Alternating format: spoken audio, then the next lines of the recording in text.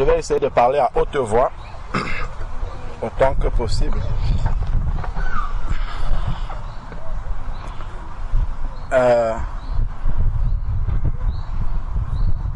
Il est important en fait, quand on fait un chemin,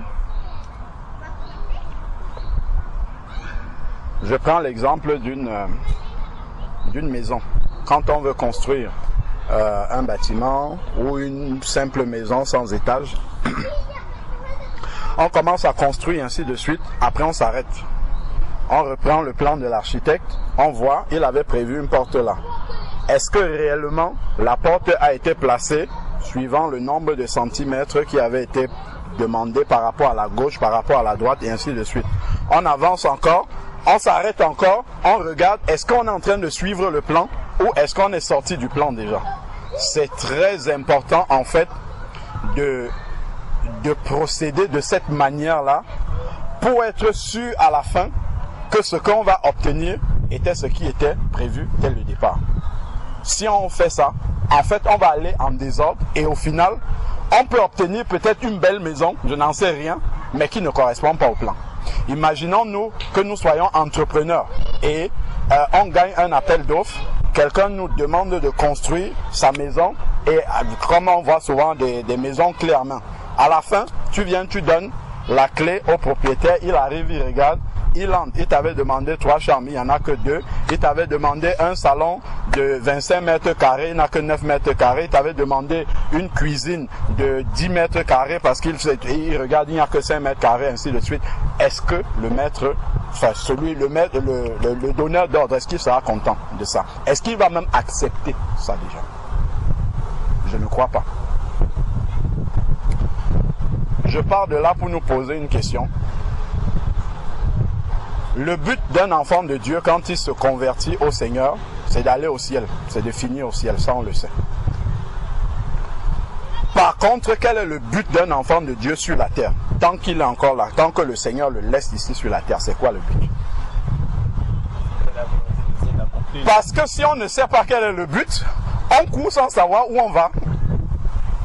Et à chaque fois qu'on avance, on doit regarder le but et voir si on s'en rapproche ou si on s'en éloigne. Si on est sur le chemin du but ou si on est sur un autre chemin. C'est important en fait. Parce que si on ne connaît pas le but, effectivement, on va naviguer à vue. On va construire une maison sans savoir au final ça doit donner quoi. On doit arriver à quoi à la fin. Donc c'est important en fait de garder ça toujours présent à l'esprit. Donc, j'ai entendu des réponses. C'est que chacun, ceux qui veulent répondre peuvent prendre la parole et nous dire c'est quoi le but d'un enfant de Dieu sur la terre, tant qu'il est encore sur la terre. C'est d'accomplir la mission que Dieu lui a donnée. Accomplir la mission que Dieu lui a donnée. Gloire au Seigneur. Est-ce qu'il y a une autre réponse? Moi, je vais donner une réponse. Oui, frère.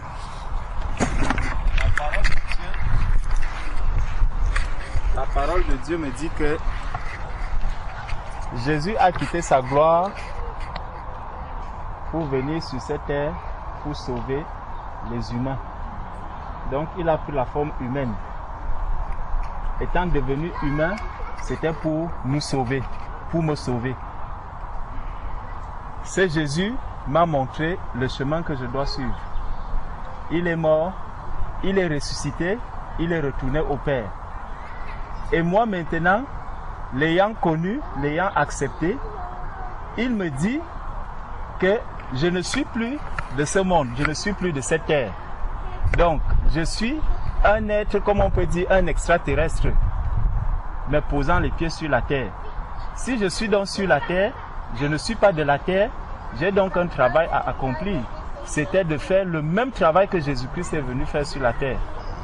Donc, apporter la lumière vers ceux qui sont dans les ténèbres, afin qu'eux aussi puissent être sauvés. De sorte que quand je meurs, si le Seigneur me retire le souffle de vie aujourd'hui, que ceux qui auront entendu la parole, peut-être au travers de ma bouche, puissent aussi continuer ce travail. Et comme ça, le royaume des cieux va accueillir le plus grand nombre de personnes. En tout cas, voilà la mission que moi j'ai compris que je dois faire sur la terre. Amen. Amen. On a reçu déjà un mini enseignement.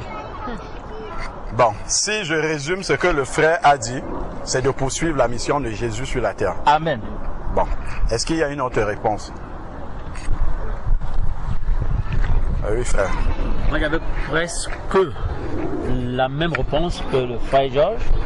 Jésus, en partant, il nous a dit allez et faites de toutes les nations des disciples.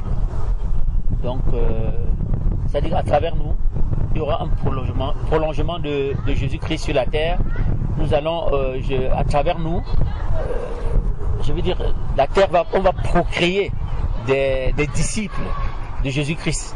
Je veux dire, Jésus-Christ nous a demandé d'aller, d'évangéliser, de faire venir à lui des gens. Parce que le but même de l'Éternel, c'est de faire en sorte que tout le monde soit sauvé et que tout le monde parvienne à la connaissance de la vérité. Et c'est un peu ça le but. Et vraiment, le Seigneur nous demande de faire de toutes les nations des disciples. Et c'est à ça aussi que nous avons été appelés. C'est vrai qu'il a préparé des œuvres bonnes pour nous que nous allons mettre en pratique, c'est vrai. Mais il faut que nous faisons de toutes les nations des disciples. Amen. Amen. Dans le but pour lequel nous sommes sur la terre, c'est de faire de toutes les nations des disciples. C'est de faire des nations des disciples. Si je peux résumer ce que notre frère a dit, est-ce qu'il y a une autre réponse?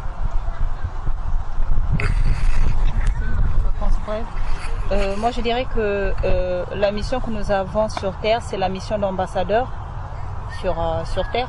Nous sommes comme une ambassade qui représentons le royaume de Dieu sur cette terre-là. D'accord, ça se rapproche de celle de frère Georges. Gloire au Seigneur, parce que en fait, en expliquant en d'autres mots, ça permet peut-être à tout le monde de mieux comprendre en fait ce qui se dit. Gloire à Dieu. Il y a encore... Oui. En fait, pour moi, c'est de... Il a dit, aimez-vous les uns les autres comme moi je vous ai aimé. Donc ma mission, c'est vraiment aimer, de faire tout vraiment au plus profond de moi-même pour aimer mes frères comme il m'a aimé d'abord et aimer les autres. Gloire à Dieu. Je reviens sur la question qui a été posée. Oui. J'ai demandé la mission de tout enfant de Dieu sur la terre. Ah oui, c'est aimez-vous les uns les autres. D'accord, aimez-vous les uns les autres. Donc, nous sommes ici sur la terre pour s'aimer les uns les autres. Est-ce que c'est complet? Comme lui, il nous a aimés. Comme il nous a aimés. Oui. Bon. Est-ce que ça résume la mission pour laquelle nous sommes sur la terre? Je pense que tout, enfin, d'après moi, tout dépend. Oui, bien sûr, de l'amour. Hein. Si on n'a pas l'amour, même si tu fais dit sans l'amour. Tout dépend de l'amour. Tout part de l'amour. Tout part de l'amour. D'accord. Ok. Gloire à Dieu. Tout part de l'amour. Oui. Donc, ça complète en fait ce que les autres bien-aimés ont déjà dit.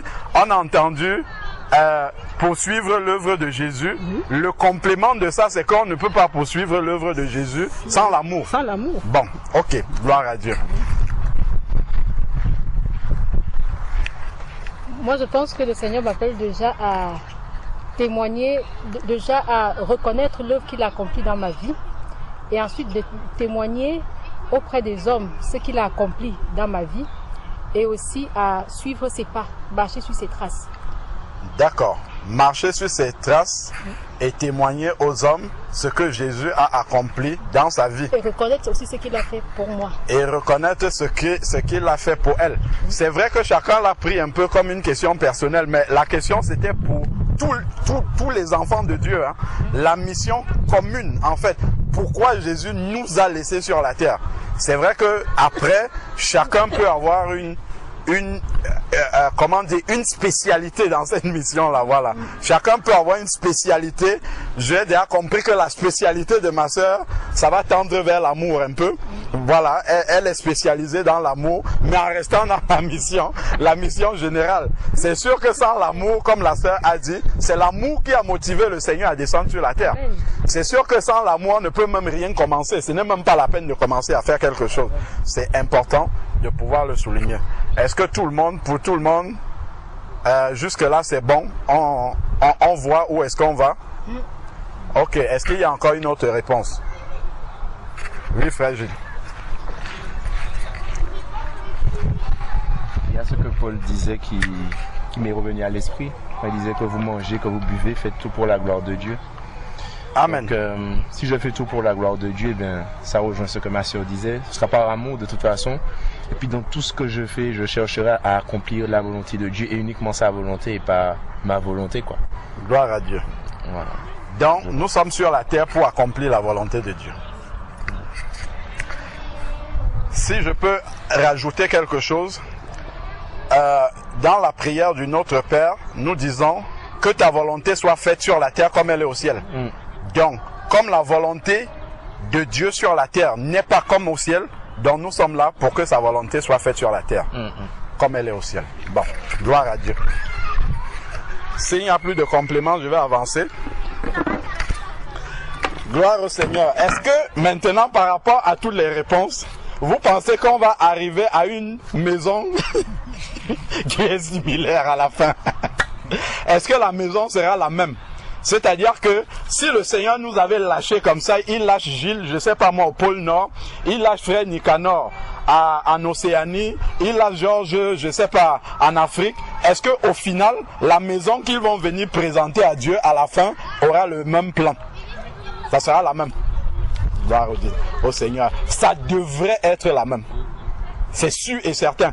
Quelles que soient les orientations par lesquelles on passe, au final, on doit arriver à la même chose, en fait.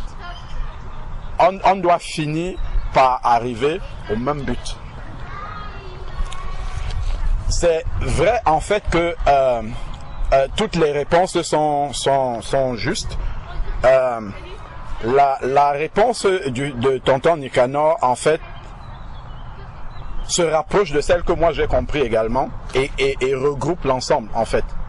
C'est-à-dire, Jésus lui-même, quand il est arrivé, la toute première chose qu'il a commencé à faire, c'est faire des disciples. Parce que au travers de faire des disciples, tout le reste là, ça va rentrer là-dedans. S'il y a des disciples, les disciples font quoi? Se disciplinent pour faire la même chose que le maître. Si les disciples ont vu le maître aimer, les disciples vont manifester l'amour du maître. Si les disciples ont vu le maître faire la volonté du Père, parce que c'est ce qu'il faisait, ils vont faire la même chose, la volonté du maître aussi. Donc en fait, effectivement, le Seigneur nous appelle à faire des disciples.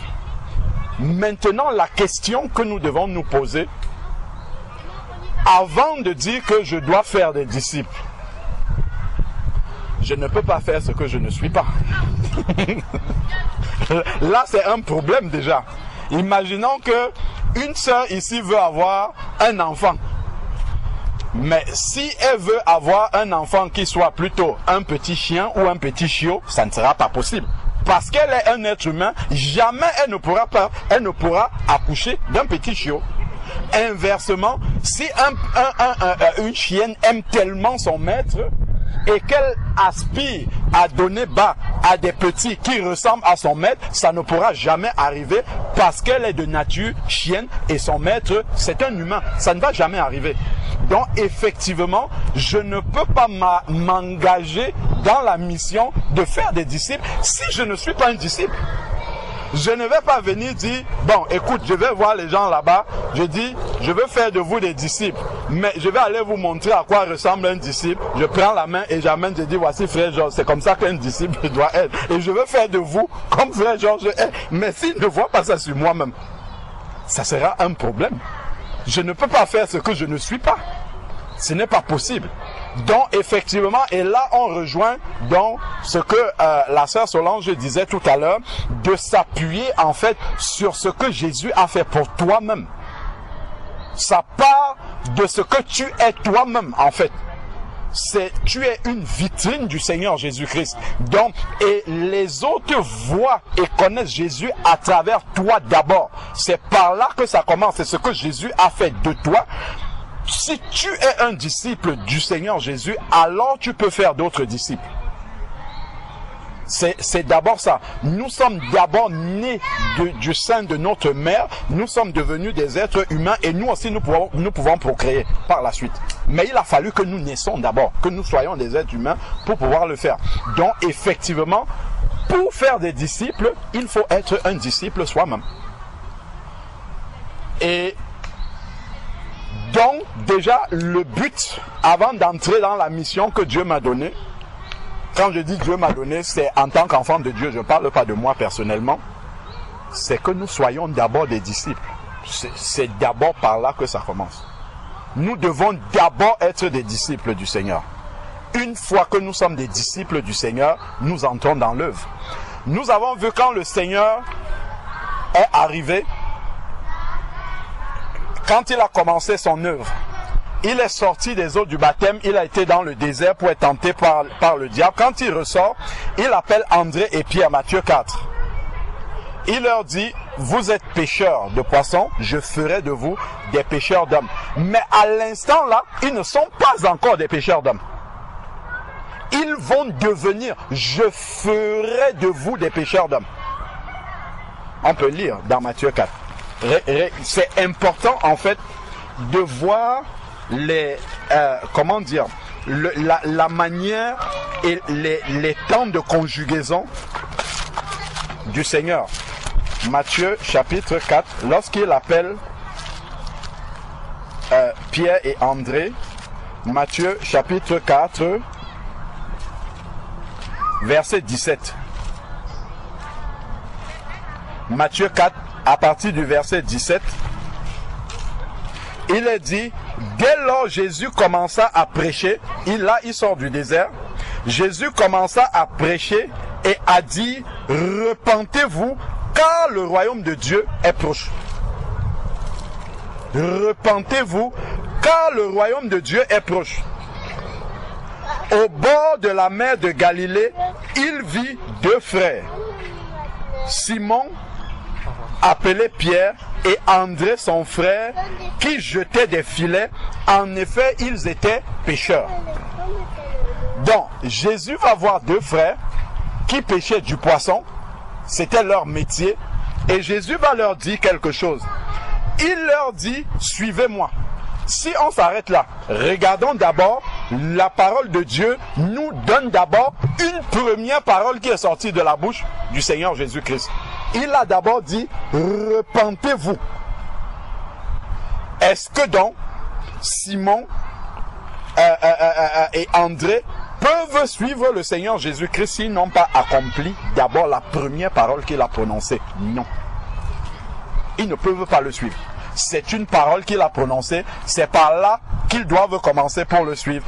D'abord, se repentir.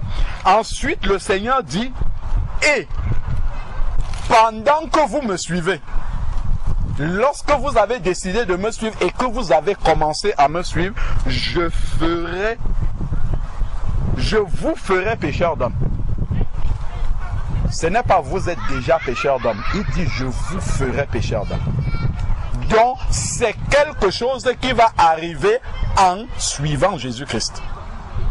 Je vous ferai pécheurs d'hommes. Ensuite, maintenant, je vous ferai pécheurs d'hommes. Et il s'arrête là. Et maintenant, la Bible dit, aussitôt ils laissèrent. Jésus a dit une chose, suivez-moi, je vous ferai pécheurs d'hommes. Et après, qu'est-ce qui se passe? Simon et André prennent la décision de laisser tout et de suivre Jésus-Christ. Jésus n'est pas resté là, je vous en supplie. Non. Il leur a dit, et il les a laissés comme ça. C'est à vous de savoir ce que vous voulez faire là maintenant. Si Simon et André n'avaient pas suivi Jésus, Jésus ne serait pas resté là. Il aurait continué. Il avance, donc aussitôt ils laissèrent. Donc ça, ce sont Simon et André qui ont pris la décision, après avoir entendu Jésus-Christ, de laisser là leur filet et ensuite de le suivre. Maintenant, en allant plus loin, il vit deux autres frères, Jacques fils de Zébédée et Jean son frère, qui étaient dans la barque avec Zébédée leur père. Là maintenant, il y a une relation affective qui est aussi là, en plus, par rapport au premier cas. Leur père, et il réparait leur filet. Il les appela. Il appelle toujours et il ne fait rien d'autre. Il appelle et il te laisse maintenant faire le choix de le suivre. ou de laisser. Et il ne va pas insister. Aussitôt, pareillement, comme les autres. En fait, dans la réponse des apôtres, des disciples, des premiers disciples, on voit en fait qu'il y a la spontanéité, en fait. J'accepte tout de suite. Je ne commence pas à dire, et si ça, et ça, et mes filets que je laisse. Il n'y a pas de question, ils ne se posent pas cette question-là. Ils partent et ils font confiance à celui qu'ils vont suivre, au maître. Donc, il y a cette décision, il y a la spontanéité de la décision, et il y a l'abandon total, en fait. Il y a le renoncement total, complet. Toute leur vie a été abandonnée à l'instant où ils ont rencontré Jésus-Christ. Toute leur identité de pécheurs, tout ce qu'ils faisaient, cette vie-là ancienne qu'ils avaient, ils ont tout laissé là. Tac, pour partir vers autre chose. C'est ça la repentance. Repentez-vous et que chacun de vous, bon ça c'est même un autre passage, repentez-vous car le royaume de Dieu s'est approché. À l'instant, on voit les premières repentances là, c'est l'abandon complet, c'est le renoncement à qui j'étais avant. Voilà pourquoi Jésus va dire ailleurs maintenant, si on parle dans Matthieu 16, verset 24 qu'on connaît très bien, Jésus va dire ailleurs maintenant, Matthieu chapitre 16, verset 24. Alors Jésus dit à ses disciples, plus tard, si quelqu'un veut venir à moi, si quelqu'un veut véritablement être disciple, si quelqu'un veut venir après moi, qu'il renonce à lui-même en fait. Renoncer à soi-même, c'est abandonner tout ce qui est ma volonté en fait. Et le problème à devenir disciple, et on va toujours revenir à ce point-là, c'est qu'il n'y a pas de renoncement. Comme il n'y a pas de renoncement, on va trouver des excuses. À chaque fois, il y aura des excuses. Si on te présente ça, voici la volonté du Seigneur. Non, moi, voilà, je vais donner une excuse. Je ne peux pas faire ça parce que ceci. Je ne peux pas parce que ceci. Parce que ceci. Parce que ceci. Parce que, en fait, en réalité, il y a encore ma volonté. Donc, je ne pourrai jamais être un disciple du Seigneur. Or, le but justement d'être là, d'être enfant de Dieu sur la terre encore ici, c'est d'être déjà un disciple. Et maintenant commencer à faire des disciples. En fait, je ne serai jamais un disciple. Le but vers lequel le Seigneur nous amène, c'est de devenir des disciples. Est-ce que nous pensons que nous sommes des disciples là? Ça serait vraiment compliqué lorsque nous regardons la vie des disciples et que nous comparons à la nôtre, d'oser dire que nous sommes des disciples. Ça serait vraiment difficile. Nous sommes des aspirants disciples. Merci, merci beaucoup, tonton Nicanor. C'est une expression qui commence à se rapprocher de ce que nous sommes. Nous sommes des aspirants disciples. Moi, le premier. Hein. Donc, le Seigneur dit de renoncer à soi-même, en fait. Renoncer à soi-même dès le départ, quand j'ai déjà compris. Parce que les apôtres, en fait, la prochaine fois qu'ils disent allons pécher, c'est quand Jésus est mort déjà. Je ne sais pas si vous voyez. Ils ont abandonné ça. La prochaine fois que l'idée d'aller pécher leur revient, c'est quand Jésus n'est plus devant eux. C'est un engagement qu'ils ont pris pour la vie. On ne revient plus dessus. Donc, lorsque je sais que la volonté du Seigneur, c'est ça, peu importe ce que ça va me coûter après, je fais la volonté du Seigneur, point à la ligne. Quand j'ai accepté réellement, quand j'ai compris que ma mission sur la terre, c'est de devenir un disciple, comment dire, je fais ce qu'il faut pour devenir un disciple. Sinon, je me mens à moi-même, en fait. En fait, on va créer un club d'amis ici, là. Si jamais quelqu'un ne devient disciple ici, mais en fait, on aura perdu tout notre temps sur la terre. Si on ne devient pas des disciples du Seigneur, on aura perdu du temps.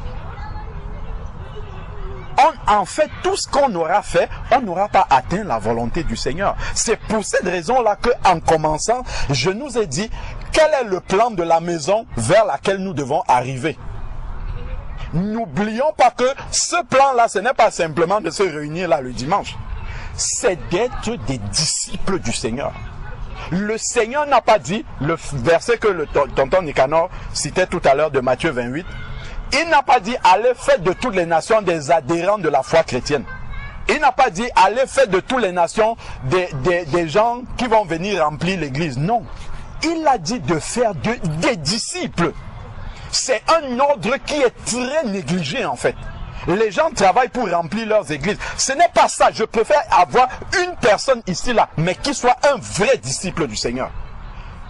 Un vrai aspirant disciple, je ne dirais même pas disciple. Aspirant, c'est-à-dire qu'il a décidé de devenir disciple. Soit je suis le Seigneur pour être un disciple, soit je ne le suis pas du tout. C'est ça, puisses-tu être ou froid ou bouillant. C'est pas au milieu des deux.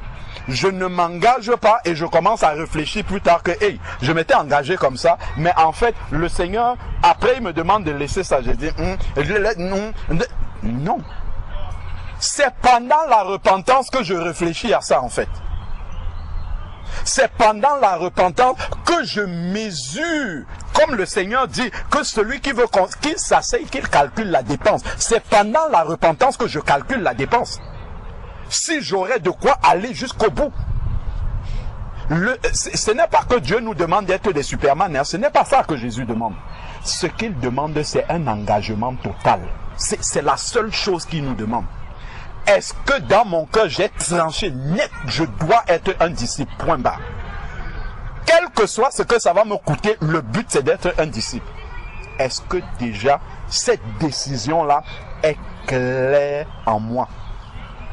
L'impression que moi j'ai, j'espère me tromper, en fait c'est qu'on s'engage avec le Seigneur en comptant simplement, je fais ce que je peux, et je compte sur la miséricorde de Dieu. Oui, Dieu est miséricordieux, il est grâce, ainsi de suite. Mais en fait, je ne peux pas mentir au Seigneur. Je ne peux pas dire au Seigneur que je suis ton enfant, je veux te suivre. Mais dans la pratique, en fait, j'ai du mal vraiment. Je ne me donne pas les moyens, je me trouve simple des excuses à chaque fois pour ne pas faire la volonté du Seigneur. Ça veut dire qu'il y a un problème en fait. Et ce problème-là, c'est toujours à la base. Nous devons toujours, quand on court, revenir à la base. Quel engagement j'ai pris avec le Seigneur? Les disciples, ils ont tout laissé. Aussitôt, ils ont laissé leur filet. Souvent, je vais rester, je dis, waouh! Pierre a ressuscité Tabitha. Je m'en vais aussi. Au nom de Jésus. Tu étais là au début quand Pierre s'est engagé. Va aussi faire la même chose. Ça ne va pas arriver. Tu n'as pas la consécration de Pierre. Tu n'as pas la marche de Pierre. Tu n'as pas le renoncement de Pierre. Tu n'as pas l'abandon total de Pierre. Comment tu veux les résultats que Pierre a? Ce n'est pas possible en fait. Tu ne vas pas grandir jusqu'à avoir la même foi que Pierre parce que ta consécration n'est pas celle de Pierre. Ce n'est pas possible. Dieu n'a pas changé, c'est la vérité. Mais en face, on avait des personnes qui sont disciples. C'est des vrais disciples qu'il avait en face d'eux. Ce sont des vrais disciples qui viennent, qui accomplissent la volonté du Seigneur. Qui viennent, qui prient, la volonté de Dieu s'accomplit. Qui viennent, qui manifestent les œuvres du Seigneur. Ce sont des authentiques disciples en fait.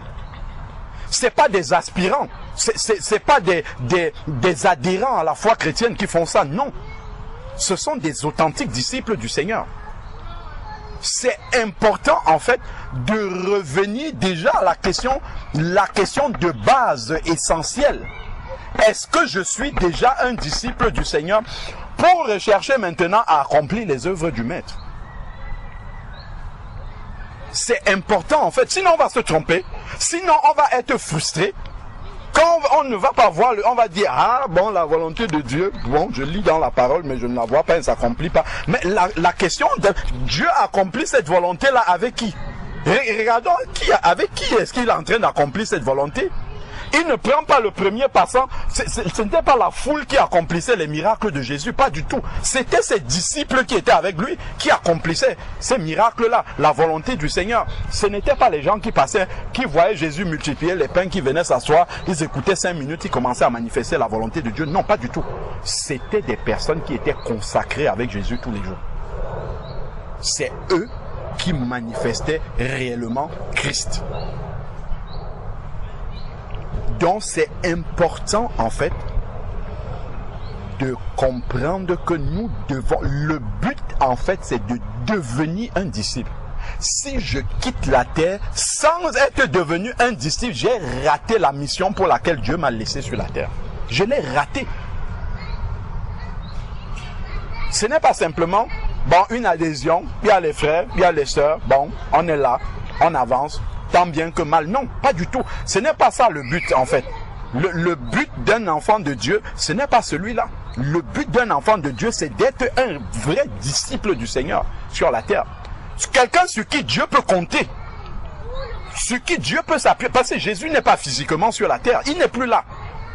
Donc il a besoin, quand il dit dans 2 Corinthiens 5, verset 20, où il dit nous faisons, la sœur nous a rappelé ça tout à l'heure, nous faisons fonction d'ambassadeurs comme si Dieu exhortait par notre bouche. C'est vraiment qu'il nous prend pour ses ambassadeurs.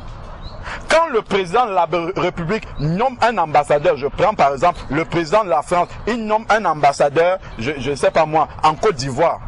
Il ne va pas quitter lui-même encore pour aller en Côte d'Ivoire faire représenter la France. Non, il a laissé abandonner ça complètement entre les mains de l'ambassadeur. S'il a juste besoin de faire passer une note là-bas, il envoie à l'ambassadeur, il dit, c'est pour ça que nous recherchons la volonté de Dieu, pour savoir ce que nous, en tant qu'ambassadeurs, nous devons appliquer ici sur la terre. Donc le président ne va plus descendre de rester avec son ambassadeur pour appliquer la volonté, la volonté du pays avec lui. Non, l'ambassadeur est seul sur le terrain et il applique la volonté du maître. Il applique la volonté du pays.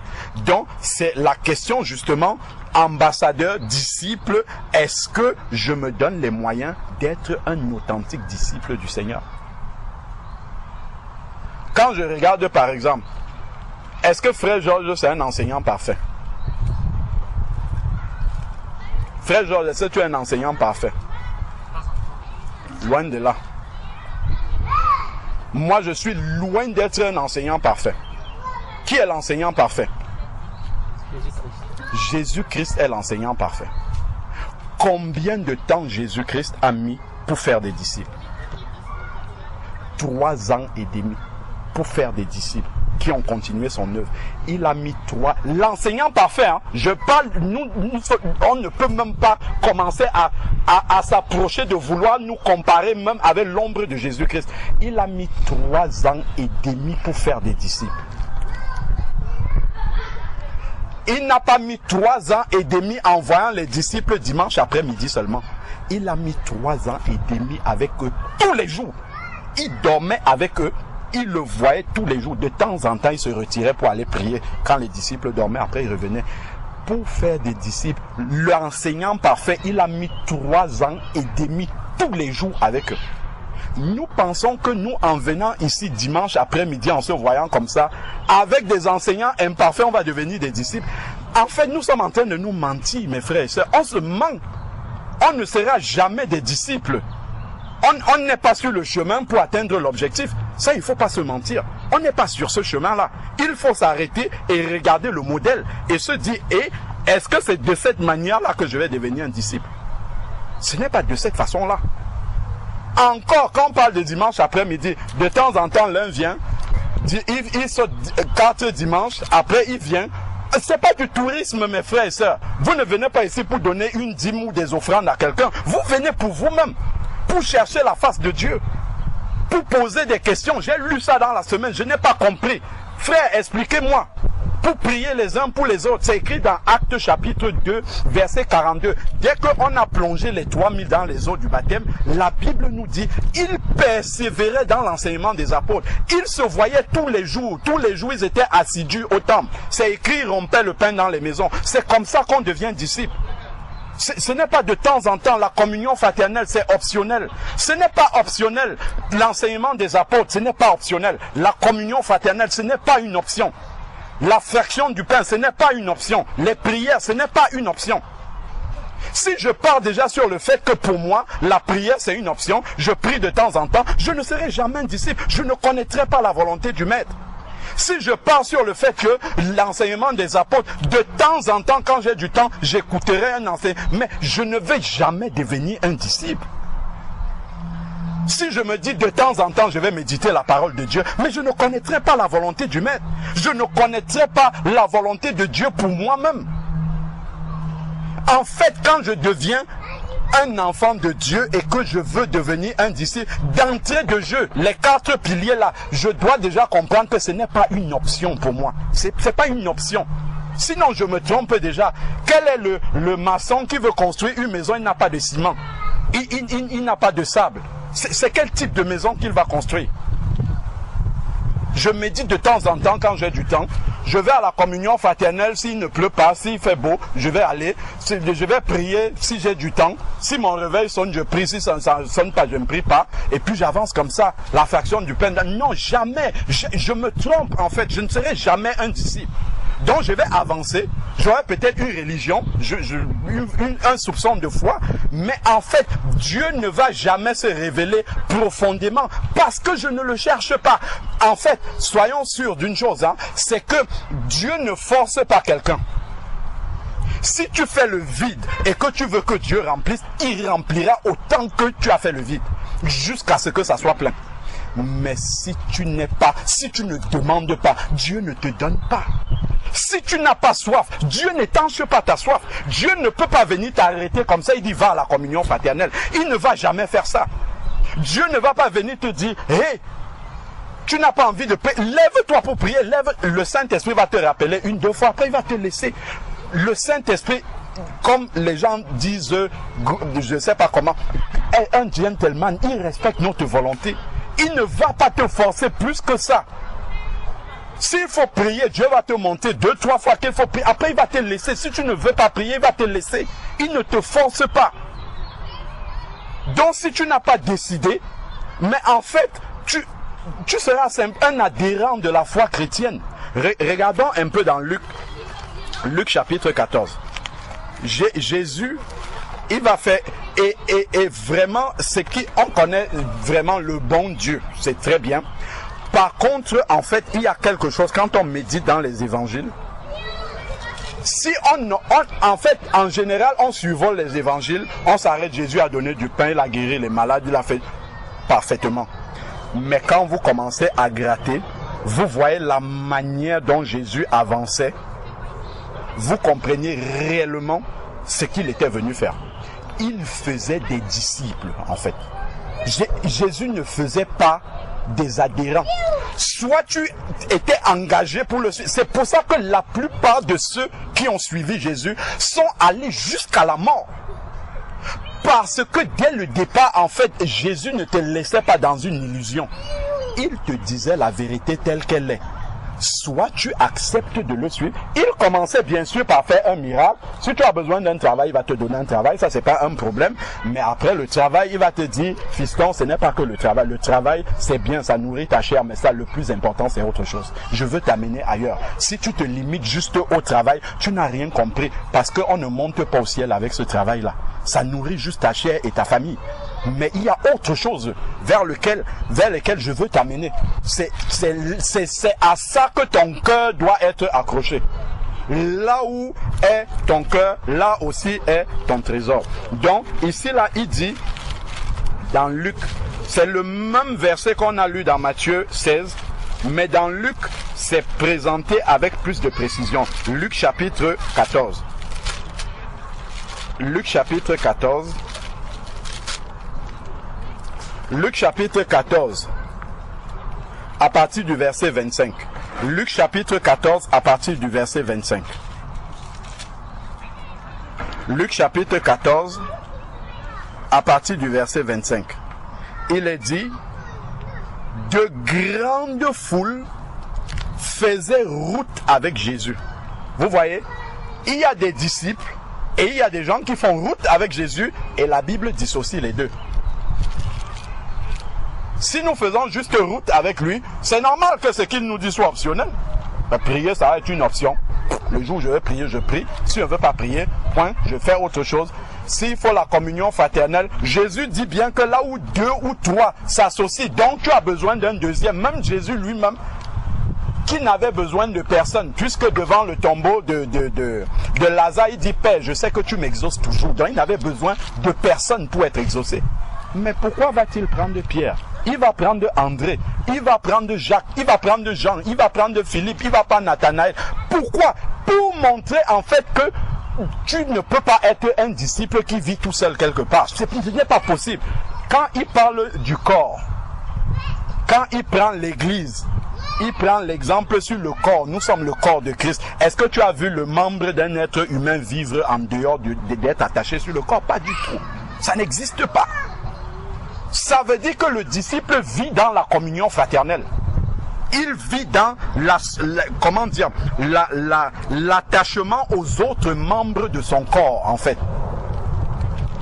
Ça, c'est quelque chose qui est important, fondamental. Ensuite, il dit, donc de grandes foules faisaient route. Le grand nombre, vous avez vu, hein, le grand nombre fait route avec Jésus-Christ. Mais ceux qui sont disciples, ils sont peu. Ils sont très très peu. Large est le chemin qui mène à la perdition. Dès qu'on dit Jésus ouvre, tout le monde court. Quand Jésus commence à parler sérieusement, une sélection commence à se faire. Donc ceux qui n'avaient pas pris l'engagement réellement, commencent en fait à s'écarter du chemin. Et le Seigneur va toujours, au travers des circonstances, au travers de la marche, nous révéler. Il ne nous laisse pas dans l'illusion. Il n'attendra pas que nous soyons dans le cercueil pour nous dire. Il va nous montrer en fait qu'on n'était pas réellement engagé. Il va secouer nos vies comme ça, avec les circonstances, avec les épreuves, avec différentes choses. Et toi-même, tu vas voir comment tu es en train de sortir de la volonté de Dieu. À cause de ces épreuves-là, tu vas commencer à te donner des excuses. Ah, je n'ai pas médité parce que ceci. Ah, je n'ai pas été à la communion fraternelle parce que ceci. Ah, je n'ai pas cherché mon frère et ma soeur parce que ceci. Ah, je n'ai pas fait parce que. Parce que là, il y aura toujours des épreuves dans ta vie jusqu'à la fin. Et c'est la preuve que tu es un enfant de Dieu. Donc Dieu ne va pas d'abord enlever toutes les épreuves de ta vie et dire, mon fils, maintenant il n'y a plus des épreuves, fais ma volonté. Si tu n'as pas d'épreuves, tu ne peux même pas faire la volonté de Dieu. Jésus a fait la volonté du Père, plongé dans les épreuves. Du début jusqu'à la fin, jamais de temps de repos. Dès qu'il veut se reposer comme ça, les Sadducéens sont là avec des pots de bananes. De l'autre côté, les pharisiens sont là. Là-bas, on veut le pousser pour le faire tomber de la montagne. À tout moment, les épreuves étaient partout. Même quand on vient lui dire, Lazare, ton ami est malade, il y a encore les épreuves qu'il appelle là. Si vous regardez dans Jean 11. Dans Jean 11, c'est Thomas qui a dit, mais c'est là où tu veux aller là, c'est là où les Juifs ont failli te tuer, tu veux qu'on aille aussi là-bas? Quand Jésus a dit qu'on aille, il y a un disciple qui a dit, allons donc mourir avec lui. Parce que pour eux, c'était la mort. Mais Jésus n'a pas lésiné à aller, même si c'était pour la mort.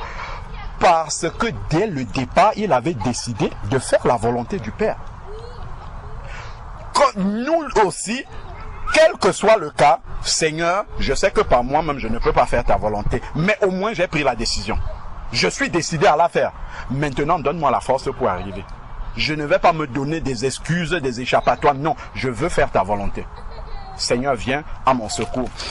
Et ce qui est bien, juste et Dieu est lumière, c'est que si c'est à moi que tu demandais ça, moi je ne suis pas tout le temps avec toi.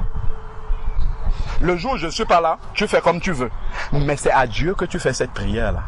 Donc si tu es en train de dire à Dieu, Seigneur, je suis prêt à faire ta volonté, aide-moi. Si tu n'es pas sincère, Dieu sait que tu es un plaisantin. Il sait que celui-là est un plaisantin. Il est en train de blaguer, il n'est pas sincère. Souvent quelqu'un dit, oh je suis resté trop longtemps chez moi, oh Seigneur montre-moi des frères qui prient comme moi. Le jour où Dieu te montre les frères, tu restes encore à la maison de la même façon comme avant. Mais en fait tu es un blagueur. Tu blagues jamais Dieu ne va te prendre au sérieux. Ah Seigneur, je suis resté des années, où sont même les gens qui aiment Jésus? Dieu te montre les gens qui aiment Jésus, tu restes encore chez toi maintenant. À ce moment-là, et tu oses même encore prier ce Dieu-là, le même. Qu'est-ce que tu vas encore lui dire? C'est la repentance qu'il te faut en fait. Mais quand nous marchons comme ça, en fait, nous ne sommes pas sérieux avec Dieu. Dieu ne peut pas compter sur nous de cette manière. Quelqu'un va dire, oh, gloire au Seigneur, je suis vos enseignements sur Internet, je suis édifié. Ouais, je priais pour demander à Dieu, montre-moi les frères là. La personne s'attend peut-être que quand il va arriver ici, il va voir des frères qui marchent les pieds en haut, la tête en bas. Quand il arrive, ah, c'est seulement eux ici. Terminé. Il est satisfait et il ne fait plus rien. Il retourne chez lui, il reclique de la même manière sur les enseignements comme s'il n'avait pas vu. La main de Dieu agit. Dieu a exaucé sa prière, mais il continue la même chose qu'avant. En fait, nous ne sommes pas sérieux, frère. Il ne faut pas se mentir. On ne sera pas des disciples comme ça. En fait, il faut être sérieux avec Dieu. Si tu demandes quelque chose, il y a une sœur qui venait au milieu de nous. Ah, la communion fraternelle, c'est loin, c'est loin. Dieu a fait 5 minutes de chez elle. À Oberkampf, là-bas, il y avait une communion fraternelle. La sœur est allée 2-3 fois, terminée, elle n'y allait plus. Si tu fais une prière, vous savez ce que Dieu fait? Il exauce ça pour révéler l'état de ton cœur. Pour que toi-même tu vois que ce n'était pas la distance qui était un problème. Le problème est en toi-même. Ce n'est pas une question. Tous les échappatoires que nous cherchons, en fait, c'est parce que nous ne voulons pas avouer que notre cœur devant Dieu n'est pas droit. Nous demandons des choses au Seigneur alors que nous ne sommes pas engagés pour justement, comment dire, nous ne sommes pas engagés pour faire la volonté du... Ah Seigneur, je n'ai pas encore la communion fraternelle, ce n'est que ça qui me manque ainsi. Lorsque Dieu te donne, tu ne viens plus. En fait, pour que Dieu commence à nous utiliser réellement, il faut que nous soyons sérieux dans les petites choses. J'évite désormais, si quelqu'un me dit, ce n'est même pas désormais, depuis longtemps. Si quelqu'un me dit par exemple, frère, soutiens-moi dans la prière pour tel sujet, soit je vais noter ça directement pour m'en souvenir. Si je lui dis je vais te soutenir dans la prière et que je ne le fais pas, je suis un blagueur devant le Seigneur. Ce sont des petites choses sur lesquelles le Seigneur est vigilant. Il voit comment les toutes petites choses, le sérieux qu'on fait, le sérieux avec lequel on prend ces choses-là, c'est voilà comment Dieu commence à nous tester. Je vais rester là, je vais dire, ah, ça fait 5 ans, je suis enfant de Dieu, je ne sais pas, Dieu m'appelle même à quoi, je jeûne 6 mois, tu es prêt? Si Dieu te révèle ça, mais est-ce que tu es prêt à le faire? Tu n'es pas préparé à ça. Tu n'as pas montré au Seigneur que tu es sérieux déjà dans les petites choses qu'il te montre. Tu viens faire des prières. Est-ce que tu es réellement... Quand Dieu exauce les prières que tu lui demandes là, il y a une sœur, je prends toujours l'exemple de la communion fraternelle. Une sœur qui disait, ah moi je travaille le dimanche, c'est pour ça que je ne viens pas. Après il y a le témoignage qui arrive ici là. Ah mon patron, Dieu a touché son cœur. Il m'a donné mon dimanche. Gloire à Dieu, que Dieu te bénisse ma soeur. Après, la même soeur, quand on lui rappelait, mais ma soeur, tu viens de naître de nouveau. Ce n'est pas qu'on veut te voir. S'il y a une personne ici, c'est suffisant. La question, c'est que la Bible dit, désirez comme des enfants nouveau-nés le lait non frelaté de la parole de Dieu. Tu as besoin d'entendre des enseignements en tant que nouveau converti. Même vieux converti, tu as besoin de cette parole-là. Tu ne peux pas vivre sans. Lorsque les Israélites se sont engagés dans la mer Rouge, c'est là où Pharaon a pris tous les chars. C'est ce que la Bible dit. Il a pris tous les chars d'Égypte pour le suivre. Comment tu vas t'en sortir à peine sorti des eaux du baptême quand les épreuves vont venir sur toi? Si tu n'as pas reçu les enseignements, tu vas être surpris. Tu vas dire, mais on m'a menti sur la vie chrétienne. On m'a dit que dès que je devais prier, tout devait être exaucé. Ce sont les enseignements qui te font grandir, qui te font comprendre que la vie spirituelle, ce n'est pas à l'eau de rose. Oui, on prie le Seigneur nous exauce, mais les épreuves font partie de la vie chrétienne.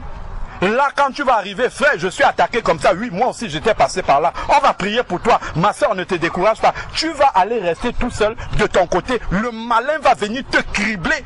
Tu vas commencer à entendre des voix. Dieu m'a dit ceci. Il m'a dit de marcher comme ça. Montre-moi ça dans la Bible. Personne n'a jamais marché comme ça. mais tu crois que Dieu t'a parlé. Tu n'as pas encore appris à écouter la voix de Dieu parce que tu ne connais pas sa parole, donc tu ne connais pas comment Dieu parle. Tu as besoin de t'asseoir, d'écouter les enseignements. Tu as besoin de t'asseoir et poser des questions sur les enseignements. Pour grandir, pour te fortifier. Quand tu vas aller cliquer sur Internet, tu écoutes un enseignement. Tu as besoin de discernement pour savoir ce que j'écoute là. Est-ce que c'est biblique? C'est important en fait. Sinon, en fait, il y a beaucoup de tourisme spirituel maintenant. Beaucoup. En fait, les gens nous sommes beaucoup des enfants. Un enfant, je donnais l'exemple une fois, vous lui achetez une belle tablette, il joue à la tablette, venez le lendemain avec un jouet en carton. En carton. Vous lui présentez ce jouet-là, il va jeter la tablette, il va passer au carton directement. Parce que c'est neuf. Parce que c'est nouveau. C'est comme ça que nous sommes. Dès que quelque chose, à peine tu as prié le Seigneur pour qu'il te donne quelque chose. Une fois que tu l'as entre les mains maintenant, c'est toujours la même chose tous les jours. Toujours la même manne, la manne tous les jours. Ce n'est que non, je veux la viande.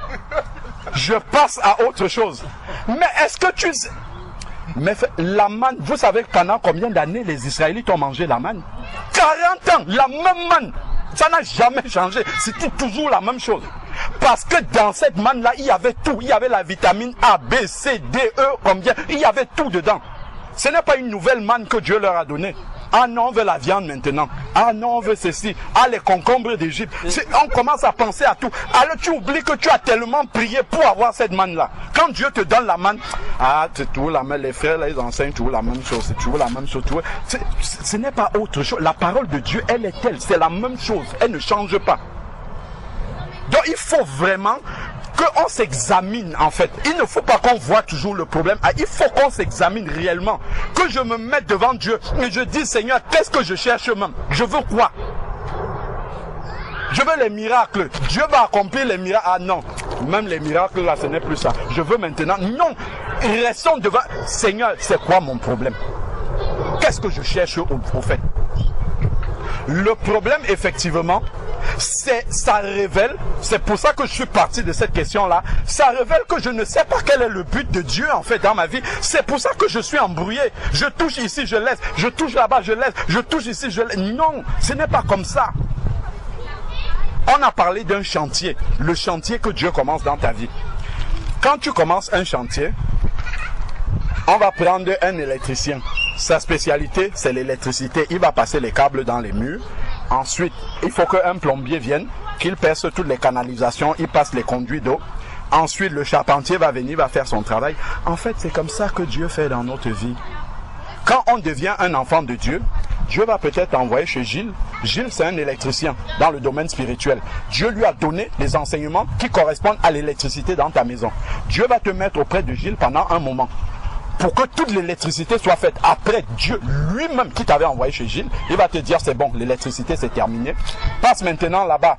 Frère Jean, lui c'est un plombier. Il va faire la plomberie, ainsi. Le problème c'est que je viens, je dis Dieu m'a envoyé chez vous. Ah, tu viens.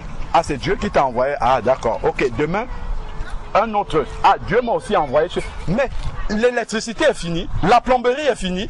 Donc, tu pars un bout d'électricité, un bout de plomberie, un bout de charpente, à la fin, ça donne une maison inhabitable. Voilà pourquoi les enfants de Dieu partent de groupe en groupe. Ils ne sont jamais affermis. Jamais. Parce que le travail que Dieu a commencé n'a pas été mené jusqu'au bout. La question d'abord, c'est que là où je suis, est-ce que c'est Dieu qui m'a envoyé?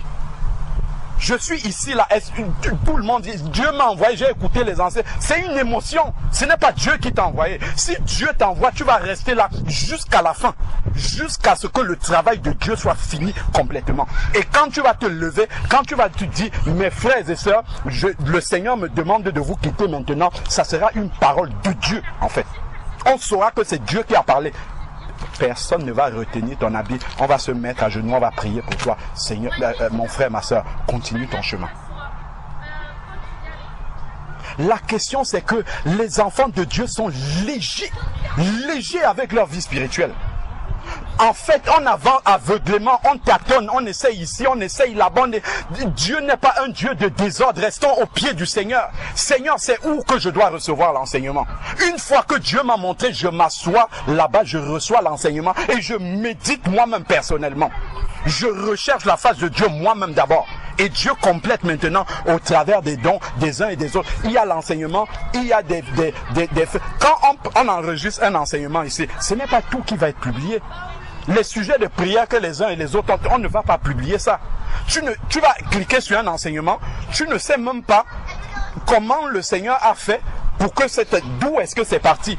Or, le Seigneur t'a envoyé dans l'assemblée pour que tu reçoives tout ça dès le début. Ce n'est pas juste le message que tu dois recevoir. Ça part de la base, d'où est-ce que c'est parti. Comment le Seigneur a suscité ce message? Comment c'est arrivé?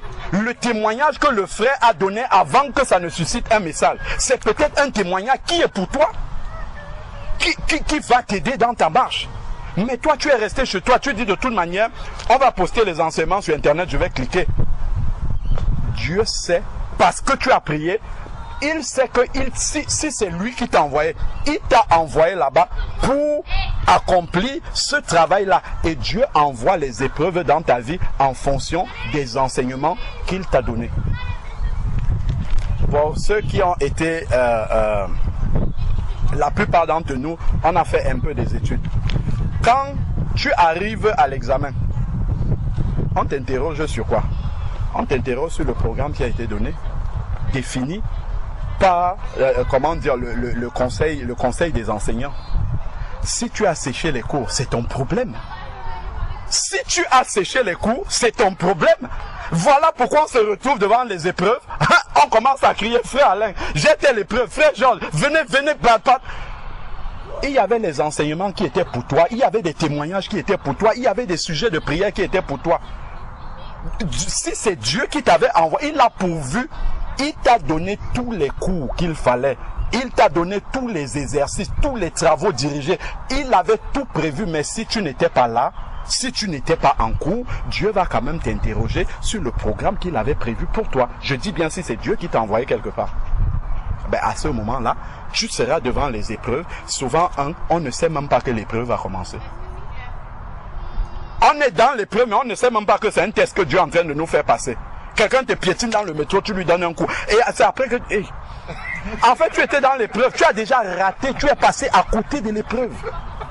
Dieu va envoyer un collègue de travail, il va venir te parler, tu vas rentrer dans la conversation. C'est au milieu de la conversation qu'il va sortir une parole grossière, tu vas dire, oh... Donc en fait, c'est le malin qui était entré. Tu as déjà raté le test. Parce que tu n'es pas connecté. Donc, déjà, savoir que ma vie sera complètement jalonnée de tests parce que j'ai reçu les enseignements. C'est la première chose. Et ensuite, maintenant, lorsque je suis dans l'épreuve, il faut être armé pour passer l'épreuve. Si tu arrives comme ça, sans être préparé, sans être équipé pour l'épreuve, mais tu seras démuni, tu seras démoralisé, tu seras à terre. C'est là où tu vas commencer à chercher appui sur l'homme. La parole dit dans Jérémie 17, verset 5, maudit celui qui prend appui sur la chair. Maudit l'homme qui se confie en l'homme. Mais parce que tu n'as pas tes racines dans le Seigneur, tu vas commencer à chercher l'appui des hommes ailleurs. Si Dieu t'envoie ici, ce n'est pas frère Georges, frère Alain, frère Nicanor, ce n'est pas eux qui t'envoient. Ils t'envoient pour un enseignement en fait, que tu dois recevoir. Ils t'envoient pour donner aussi ce que tu as reçu. Il y a des gens qui sont là, qui ont besoin de ce que toi tu as reçu. Donc c'est important en fait, dès le début, de savoir qu'est-ce que le Seigneur attend, c'est que je sois un disciple. Pour devenir un disciple, qu'est-ce que le Seigneur a mis à ma disposition? Je dois persévérer dans quoi pour espérer devenir un disciple? Suis-je donc en train de persévérer là-dedans? Ça, si je ne me pose pas ces questions-là, ben je passerai complètement à côté. Donc c'est important en fait, vraiment, de ne pas chercher de ne pas chercher les raisons ailleurs, mais c'est de rester devant le Seigneur, d'être sincère devant Dieu et dire, Seigneur, je ne sais pas ce que je cherche. Je ne sais même pas quel est le but, pourquoi je suis un enfant de Dieu. J'ai compris le but maintenant. Seigneur, je ne suis pas sur ce chemin-là. Révèle-moi ce qui manque pour que je me mette réellement sur ce chemin-là. Je veux prendre une décision sincère. Si tu es sincère, je veux réellement prendre cette décision-là pour arriver au but. Je ne veux pas passer à côté de la mission que tu as pour moi. Quand Saul de Tarse rencontre Jésus-Christ sur le chemin de Damas dans Acte 9, il dit, que veux-tu que je fasse? Il va envoyer Ananias. Ananias va le baptiser. Il va demeurer quelque temps avec les disciples à Damas. Après, qu'est-ce que Dieu fait? Dieu va l'enlever. Dieu va l'envoyer en Arabie. On voit ça dans Galates. Il va rester 3 ans là-bas, au pied du Seigneur. Après, maintenant, Dieu va l'envoyer servir. Donc, il y a un temps de préparation, en fait. Il y a un temps de formation. Et ce temps de formation, c'est Dieu qui t'envoie là où tu dois être formé. Et tu dois persévérer jusqu'à ce que tu aies cette formation. Parce que Dieu sait ce qu'il a prévu dans le plan de ta vie, c'est comment tu dois le servir. Et tu dois être équipé pour ça. Tu dois avoir tout ce qui est nécessaire pour arriver au but que Dieu a pour ta vie. Donc c'est important en fait de savoir cela. Le dimanche c'est insuffisant pour les enseignements. On avait prévu même pour aider les bien-aimés qui n'ont pas de communion fraternelle. Le vendredi soir, les réunions de prière, il y en a combien qui viennent? En fait, on n'a pas soif, ne nous mentons pas, on n'a pas soif. On n'a pas soif de persévérer. Le dimanche, là, quelques heures que nous passons là, ça nous suffit. Si Dieu voit qu'on n'a pas soif, il nous laisse comme ça. Si ça te suffit comme ça pour devenir disciple, ben Dieu te laisse comme ça. Mais tu ne seras pas disciple du tout. On habite loin, l'autre a Grigny, l'autre a, je sais pas, la LRO, l'autre, ainsi de suite. On ne peut pas faire des réunions de prière en semaine. C'est compliqué, il y a les mamans d'enfants, ainsi de suite. Voilà pourquoi au moins, on doit s'accrocher dès qu'il y a quelque chose. Le vendredi soir, au moins, tu es chez toi. Ah non, je vais dormir. Non, ok. Ah non, Dieu me conduit à ne pas me réunir. D'accord. Pendant ce temps, il te conduit à dormir. Ok. Donc alors, si tu vas devenir disciple en dormant, c'est important. Si tu dis Dieu me conduit, il faut veiller à faire ce que Dieu te demande de faire. Il faut le faire vraiment. Il ne faut pas dire Dieu me conduit autrement comme une excuse pour être paresseux.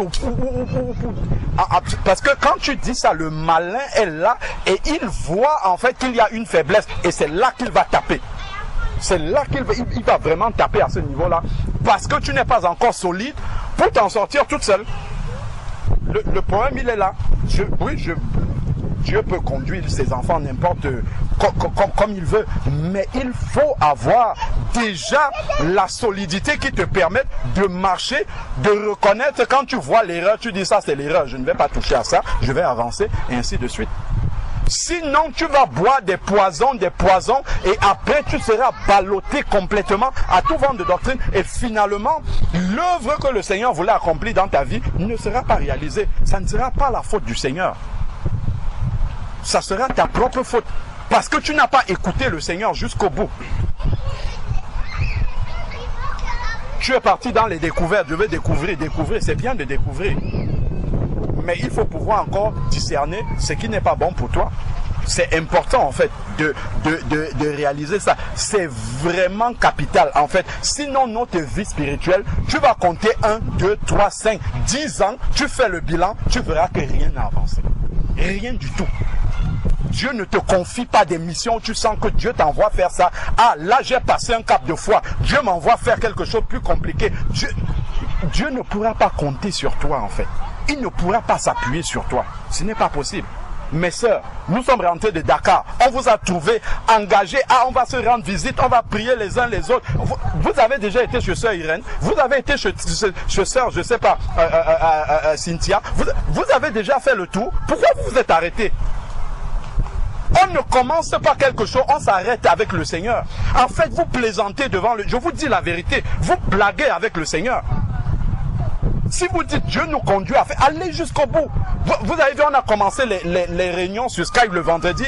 Je vois mon frère, il est fatigué de la semaine. On lutte avec le soir, mais on est là, on a pris l'engagement. Même s'il y a une personne, on sera là. Parce que l'engagement est pris devant Dieu, c'est pas devant les hommes. Peu importe, vous ne venez pas, ça c'est votre problème. On reste, même si on est deux, on va prier. Quand on s'engage, et c'est dans ces petites choses-là que Dieu teste notre sérieux. Ce n'est pas un mouvement de foule. Ah, maintenant ça nous plaît, on va se rendre visite les uns les autres. C'est Dieu qui nous conduit, on va aller prier chez Mama Tech. Après, dès qu'on a fait 2, 3, chacun retourne à ses occupations. Ah non, les filets là même qu'on avait laissés, on va reprendre nos filets, on va continuer la pêche. Non! Dieu ne veut pas des consécrations saisonnières. Il faut une consécration totale, définitive, entière, jusqu'au bout. Quand on s'engage à faire un travail pour le Seigneur, on le fait jusqu'au bout. Même si tout le monde t'abandonne. Tout le monde a abandonné Jésus, y compris ses disciples. Il est allé jusqu'à la croix. Il est allé jusqu'à la croix. Il aurait pu dire, Pierre, même toi tu me laisses. Père, c'est trop dur, je vais laisser aussi. Non, il est allé jusqu'au bout. Et c'est ça. C'est ce genre de disciple-là que le Seigneur recherche. Quand tu t'engages, tu dis je vais faire ceci, tu le fais jusqu'au bout. Qu'il vente, qu'il neige. Si c'est Dieu qui t'a demandé de le faire, tu fais jusqu'à la fin. Mais même si tout le monde a abandonné le travail là, si c'est que une d'entre vous avait reçu ça à partager avec celle qui a reçu ça, va jusqu'au bout. Même s'il faut que tu ailles seul sur les seuls, va seul jusqu'au bout. Dieu regardera ta consécration et il te donnera le travail qui correspond à ce qu'il faut que tu fasses. Sinon, on sera toujours des plaisantins devant Dieu. On commence ici, on ne finit pas. On commence là-bas, on ne finit pas. On commence un travail pour Dieu, on laisse en cours. Ainsi de suite. Dieu ne veut pas des choses inachevées. Il vaut mieux commencer. Ne pas prendre un travail qui va comment dire, qui va te faire écouler parce que tu veux montrer le zèle. Le zèle, c'est très bien, mais il faut avoir la politique de son zèle jusqu'au bout. Ne commence pas quelque chose qui va t'abandonner en chemin. Il faut être sûr que c'est Dieu qui te demande de faire ça. Et si c'est Dieu qui te demande de faire ça, tu te consacres pour le faire et Dieu te donnera les moyens d'aller jusqu'au bout. C'est ce que nous sommes en train de dire là, c'est capital. Sinon, en fait, ta vie spirituelle sera fade. Tu vas finir par t'ennuyer dans la vie spirituelle. Et tu vas chercher maintenant les problèmes chez les autres. Le problème, c'est pas c'est chez toi-même. C'est ta propre consécration qui a un problème. Il y a un engagement qui n'a pas été total. Tu t'es engagé en partie, peut-être sur une émotion. Tu as commencé quelque chose sur une émotion et tu t'arrêtes. La Bible dit, je ne sais pas, c'est Galate qui dit, vous courez bien, pourquoi vous êtes arrêté? Parce que cette course-là a commencé comment d'abord? Cette course-là, est-ce que c'était au pied du Seigneur qu'on a commencé la course? Ou bien, bon, tu as une émotion, je vais faire ça. Tu commences, tac, tac, tac, après tu t'arrêtes. Non, c'est vraiment important de se remettre en question sur ces petites choses-là. Et ça va nous montrer, en fait, le Seigneur va mettre le doigt sur ces choses-là et dire non, là, tu es encore léger. Tu es encore léger là-dessus. Il faut, ça peut être petit comme ça, mais il faut le faire entièrement. Il veut des cœurs entiers, entièrement consacrés. Pas à moitié, pas à 99, à 100%. C'est de cette manière-là. Si un disciple n'a pas envie d'être utilisé par son maître, c'est pas la peine. En fait, on va encombrer la terre pour rien. Si Dieu nous laisse sur la terre, c'est pour nous utiliser. C'est pas pourquoi on encombre la terre et dit le nombre de chrétiens c'est 3 milliards. Ça importe peu au Seigneur. S'il nous laisse, c'est pour travailler. Nous devons être équipés et consacrés pour faire cela. Pour arriver à cela. Ah, je discerne qu'au milieu de vous, il manque ceci, il manque le don de prophétie. Je vais me consacrer, je vais prier jusqu'à ce que le Seigneur donne le don de prophétie dans l'église. Ce n'est pas, ah, Dieu ne vous bénit même pas, moi je vais aller voir ailleurs. Non, jamais. Je discerne, il y a un besoin qu'il n'y a pas, je vais me consacrer pour que Dieu, soit il m'utilise, soit qu'il suscite un frère pour avoir ça. C'est comme ça qu'on travaille pour l'œuvre du Seigneur. C'est comme ça en fait que, et quand tu vas prendre cette décision-là, ne prends pas ça sous le coup d'une émotion. Cherche la face de Dieu et consacre-toi véritablement pour arriver à ce but-là. C'est comme ça que Dieu voit les disciples, déjà les aspirants disciples qui veulent vraiment arriver à devenir des véritables disciples. C'est très très important ce que nous sommes en train de dire. Sinon, on aura une vie spirituelle qui sera comme ça, en dents de scie. On écoute un message. Souvent les gens écoutent, comme beaucoup, c'est pas internet, ils ont écouté un message, ils ont dit ok, Dieu m'a envoyé là.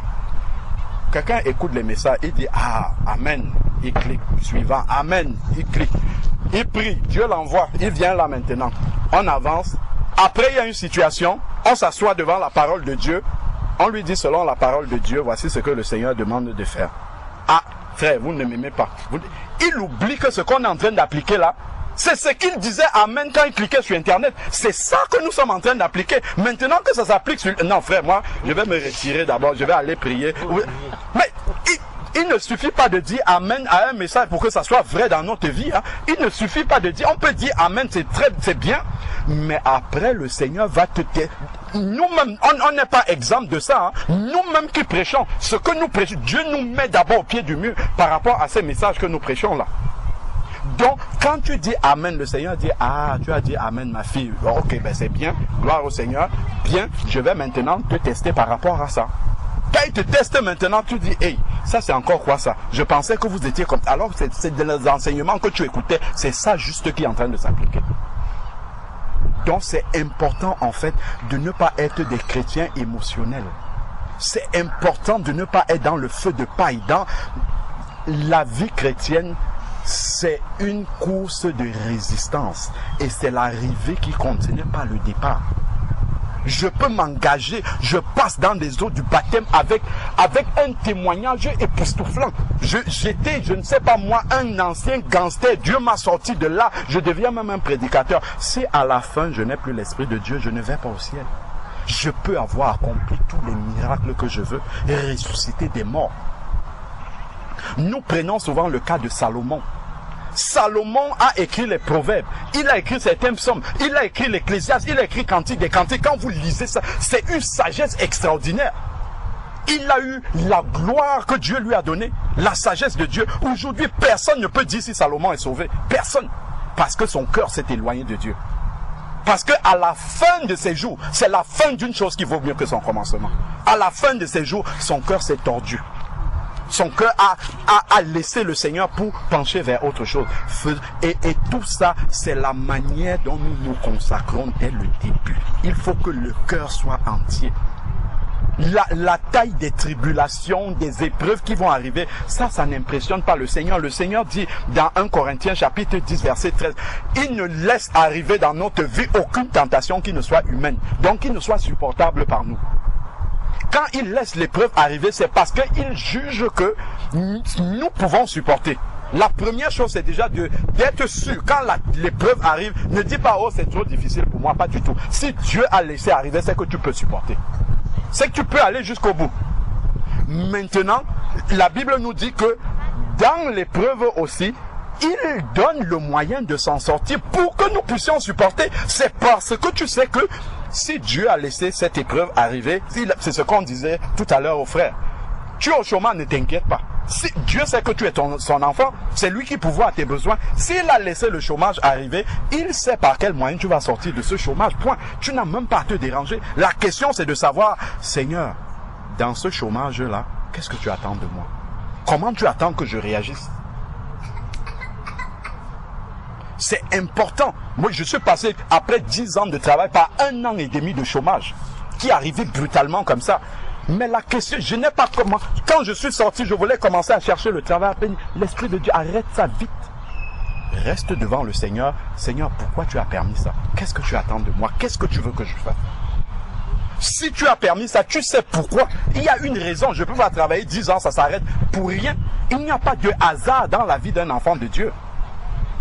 Seigneur, c'est de quelle manière que je dois... C'est qu'est-ce que tu veux faire grandir dans ma foi? Qu'est-ce que je dois comprendre dans cette épreuve qui est en train d'arriver? C'est ça qui était le plus important. Le jour où le Seigneur a décidé que c'est la fin, ça s'est passé comme une lettre à la poste.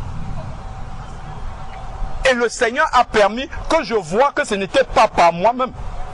Parce que le recruteur a mis le doigt sur les trous, sur le CV, il a mis le doigt sur tout ce qui n'allait pas. Il a dit ça, ce n'est pas bon, ça, ce n'est pas bon, ça, ce n'est pas bon. Et le lendemain, il dit, je vais vous prendre, quand même. C'est Dieu qui fait ça. Donc, Dieu, il est capable de débloquer des situations qui ont duré des années et des années. Donc, ce n'est pas la manière dont on sort de l'épreuve, ce n'est pas ça qui est important. Le plus important, c'est de dire, Seigneur, ok, l'épreuve est là. Tu as permis que ça arrive. Donc, tu attends quelque chose de moi. Il y a quelque chose qui doit grandir en moi. C'est quoi cette chose-là? Comment tu veux que je réagisse dans cette épreuve-là? Je sais qu'à un moment donné, tu vas ouvrir une porte pour continuer, pour avancer. Mais je ne veux pas avancer sans avoir reçu ce pourquoi tu m'as mis dans l'épreuve. Parce que si tu sors d'une épreuve sans avoir compris la leçon, ne t'inquiète pas. Dieu est très patient. Devant toi, la même épreuve va se présenter. Que tu le veuilles ou pas, Dieu il t'aime tellement pour te laisser avancer sans te tester. Donc il va remettre la même épreuve sous une autre forme. On va te redonner le même problème, comme on dit souvent, en changeant juste les chiffres. Il va changer les chiffres, mais le même problème sera devant toi. Donc autant mieux passer l'épreuve vite fait. Demandez rapidement, Seigneur, qu'est-ce que tu attends de moi? Comme ça, je réagis de la bonne façon, on passe à autre chose. C'est ça la vie chrétienne, d'enfant de Dieu. Et ça, c'est au travers des enseignements, c'est au travers de l'expérience, c'est au travers de la méditation, c'est au travers du partage, la communion fraternelle en groupe, personnel. Quand tu rends visite aux frères, aux sœurs, tu entends les expériences des uns des autres. C'est là, en fait, que tu apprends toutes ces choses-là. Sinon, tu vas être démuni quand ça va arriver. Ah, Seigneur, tu vois, comme je discutais avec une sœur, tu vois comment j'aime tellement les enfants. Pourquoi ça m'arrive? Pourquoi je fais une fausse couche? C'est après que la sœur a compris. Parce que justement, un enseignement est venu la trouver. La sœur se disait, ah, j'ai fait quelque chose à Dieu. Non, ma sœur, tu n'as pas fait, tu n'as rien fait à Dieu. Il ne t'a pas fait faire une faute parce que tu lui as fait quelque chose. C'est une épreuve que tu dois traverser. Tu dois demander au Seigneur, Seigneur, qu'est-ce que tu veux travailler en moi? Il y a quelque chose sur lequel tu veux me faire comprendre des choses. C'est quoi que je dois comprendre? C'est ça. Et c'est une jeune sœur justement aussi qui est passée dans les eaux du baptême. Et je crois justement qu'elle n'a pas reçu les enseignements. Elle n'a pas les bases qu'il lui faut. Donc devant cette situation, elle est démunie. Ah, mais Dieu ne m'aime plus. Ah, Dieu, j'ai prié quand même pour avoir l'enfant. Dieu m'a béni. Mais pourquoi ça arrive? Ah, donc on voit vraiment en fait que on a besoin en fait de comprendre et ce sont des choses qui se recoupent, qui se complètent. Les enseignements, les témoignages des uns des autres, la prière ensemble. Tout cela, en fait, Dieu a prévu ça parce qu'il sait les épreuves qui vont arriver devant toi pour arriver à te former. Donc, c'est important, en fait, de vraiment faire ce diagnostic-là devant le Seigneur et dire, Seigneur, où est-ce que je vais? Où est-ce que je vais? Est-ce que je me suis donné les moyens pour y arriver? Est-ce que je me suis consacré comme il le faut pour arriver à cela? Donc vraiment, c'était un petit message pour réveiller notre conscience afin qu'on ne s'endorme pas. On ne s'endorme pas et qu'on dise, bon, tout va bien de temps en temps. Je vais à la communion fraternelle, c'est déjà pas mal. Je médite quand je peux, je prie. C'est bon, Dieu est content de moi. Ça, ce n'est pas ce que Dieu attend de nous. Dieu attend que nous devenions des vrais disciples sur la terre.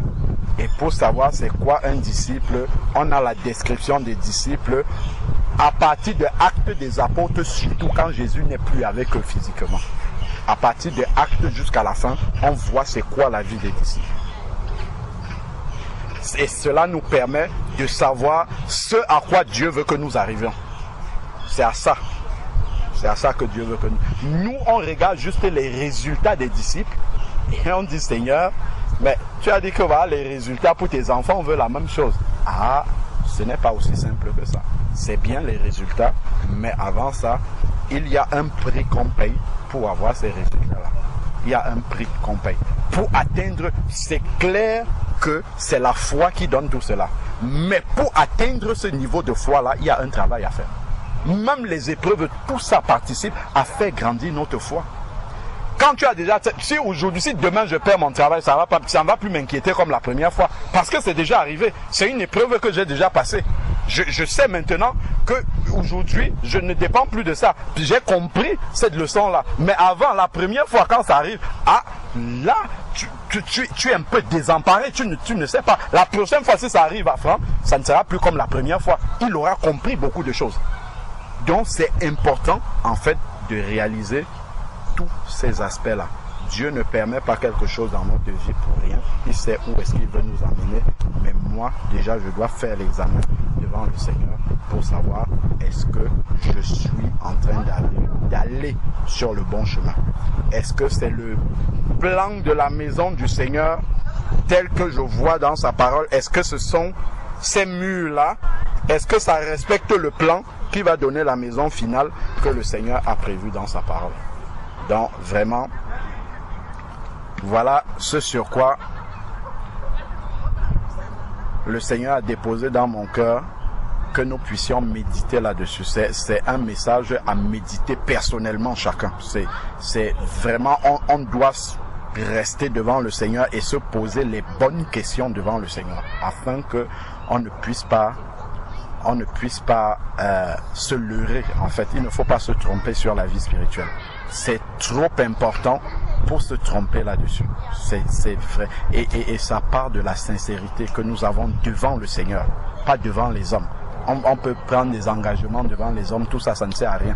Le plus important, c'est l'engagement que nous prenons devant le Seigneur.